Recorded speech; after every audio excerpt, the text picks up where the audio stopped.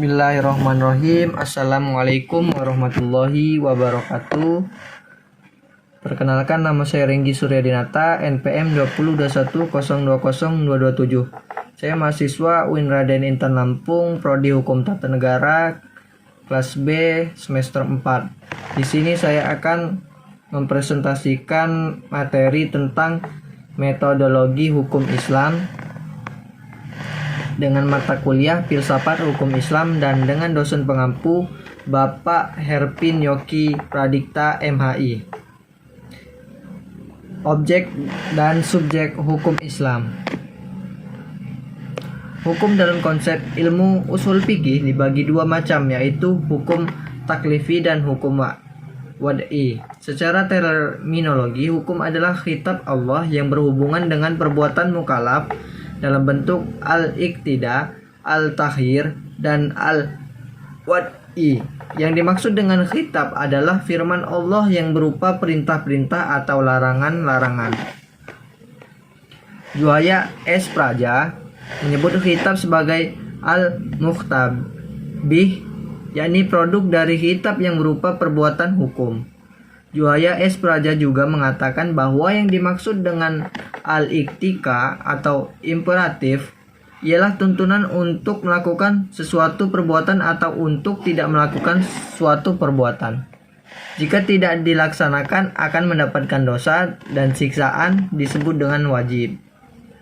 Sedangkan tuntutan yang harus ditinggalkan jika dilakukan akan berdosa dan mendapat siksa disebut dengan haram. Al-takhyir atau fakultatif ialah apabila hakim memberikan pilihan kepada mukallaf untuk melakukan sesuatu perbuatan atau tidak melakukannya, yang disebut dengan al-ibahah. Perbuatan disebut dengan mubah. Ada beberapa hukum taklifi, yaitu ijab, yaitu firman yang menuntut sesuatu perbuatan dengan tuntutan yang pasti, dan yang kedua nada, yaitu firman yang menuntut suatu perbuatan dengan tuntutan yang tidak pasti.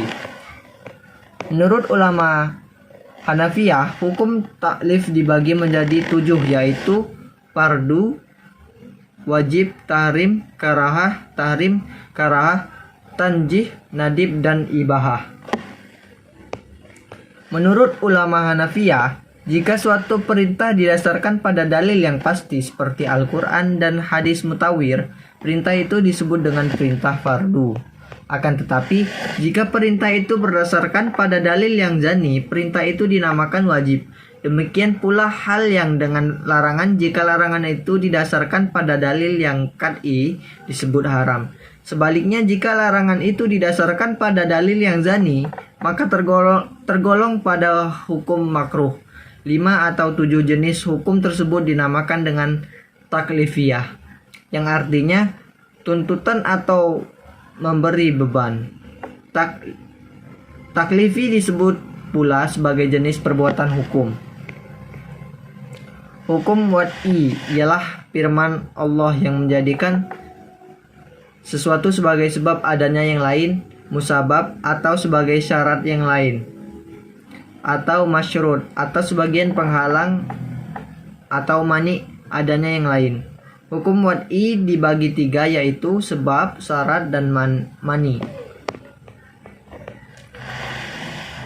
Tafsir. Salah satu metode penggalian hukum Islam, Al-Quran dan Sunnah diyakini sebagai sumber hukum Islam, kemudian nas-nas yang tergantung di dalamnya ditunjukkan untuk mukallaf. Maka untuk mempermudah pelaksanaan hukum yang dimaksud, upaya ulama di bidang usul fikih dan bidang fikih mulai menggunakan pendekatan rasio dalam menggali makna dan maksud yang dikandung oleh kedua sumber hukum tersebut. Meskipun nas Al-Quran dan Sunnah telah muhkamah, campur tangan, akal tidak dapat dielakkan.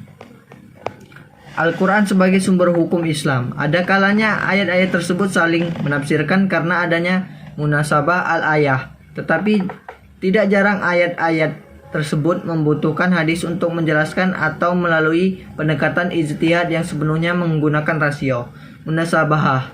al-ayah merupakan cara kerja akal yang ijtihadiyah karena akal mengupayakan sekuat mungkin untuk mencari dan membentuk paradigma penafsiran tersebut. Ijtihad sebagai metode penggalian hukum Islam. Ijtihad berasal dari kata jahda, artinya al-mayakah atau sulit, berat, susah atau sukar. Menurut Rahmat Syafi'i, secara etimologis, kata ijtihad artinya kesulitan dari kesusahan al-masyakah. Juga diartikan dengan kesanggupan dan kemampuan at-takat. Kata juhda yang selanjutnya menjadi ijtihad diartikan sebagai pekerjaan yang dilakukan dengan sungguh-sungguh dan mengerahkan semua tenaga. Ijtihad ialah usaha maksimal untuk mendapatkan sesuatu. Jika tidak sungguh-sungguh, tidak dapat disebut dengan ijtihad, melainkan takfir, berpikir biasa dan sederhana. Abdul Wahab Khalaf mendefinisikan ijtihad menurut ulama ushul, yaitu mengerahkan daya dan kemampuan untuk menghasilkan hukum syara dan dalil-dalil syara yang terperinci. Dari semua definisi tentang ijtihad tersebut, dapat disimpulkan bahwa ijtihad adalah menggunakan akal dengan sungguh-sungguh berkaitan dengan hukum syar'i dan amaliyah, menggali kandungan hukum syar'i dengan berbagai usaha dan pendekatan dalil-dalil yang ada dirinci sedemikian rupa sehingga hilang kezaniannya. Hasil ijtihad berbentuk fikih sehingga mudah untuk diamalkan.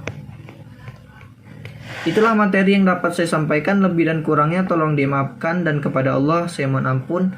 Wabillahi taufik wal hidayah. Wassalamualaikum warahmatullahi wabarakatuh.